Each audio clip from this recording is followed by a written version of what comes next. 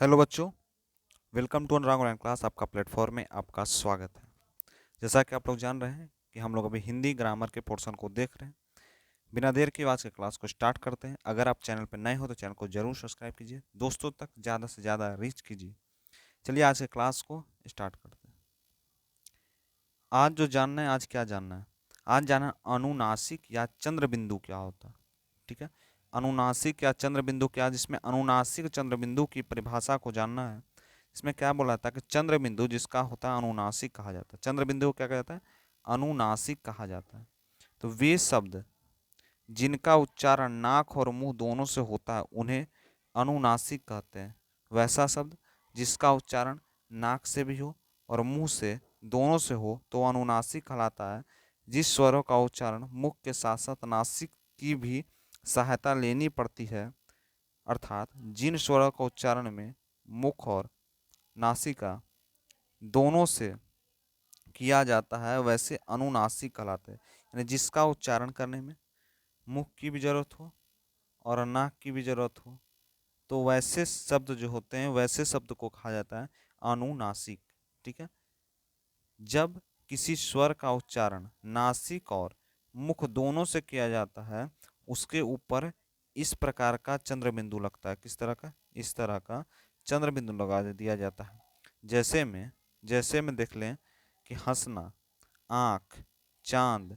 जैसे हंसने के ऊपर में भी यह बिंदु लिखा है, आँख के ऊपर भी और चांद के ऊपर भी यह बिंदु लगा हुआ है। यह जो चिन्ह है, यह जो चिन्ह देख रहे हैं, यह चिन्ह ही कहलाता है अनुनासिक।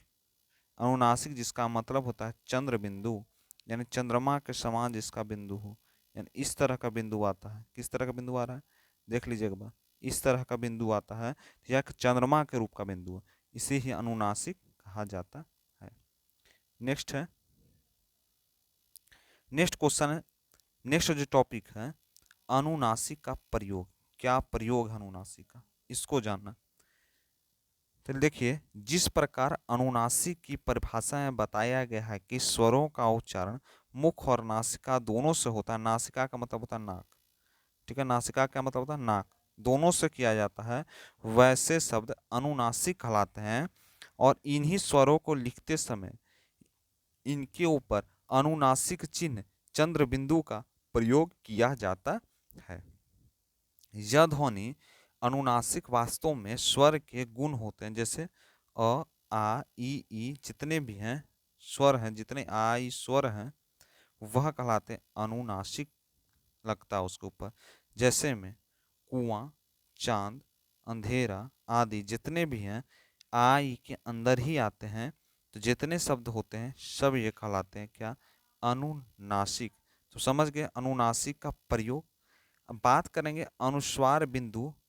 अनुस्वार बिंदु या उसको कहा जाता है अनुनासिक चंद्र बिंदु में अंतर। अब बात करते हैं अनुस्वार बिंदु और अनुनासिक चंद्र बिंदु में क्या अंतर होता है। तो इसमें देखिए अंतर क्या होता है। जैसे अनुनासिक स्वर जबकि अनुस्वार मूलतः व्यंजन है। यहाँ पर देखिए अनुस्वार, यह जो अनुस्वार है, अनुस्वार है, यह क्या है? यह एक व्यंजन है। क्या है? व्यंजन है। खाने का वाला व्यंजन है। स्वर्ण वर्ण और व्यंजन वर्ण जो होता है वह व्यंजन है। ठीक है, इनके प्रयोग के कारण कुछ दो अर्थ में अंतर आ जाता है। और इसी का प्रयोग अगर करते हैं तो दो अर्थ में, यानी दो अर्थ में के बीच में जब अंतर आ जाता है तो वह कहलाता है अनुनासिक, या उसको कह सकते हैं चंद्र बिंदु। ठीक है, अगर उसका जैसे देखें यानी उसका उदाहरण देखें तो हंस का मतलब होता है एक जल पक्षी। हंस क्या है? एक जल पक्षी है। वही हंस जो है हंसने की क्रिया है, दो तरह से बन रहा है।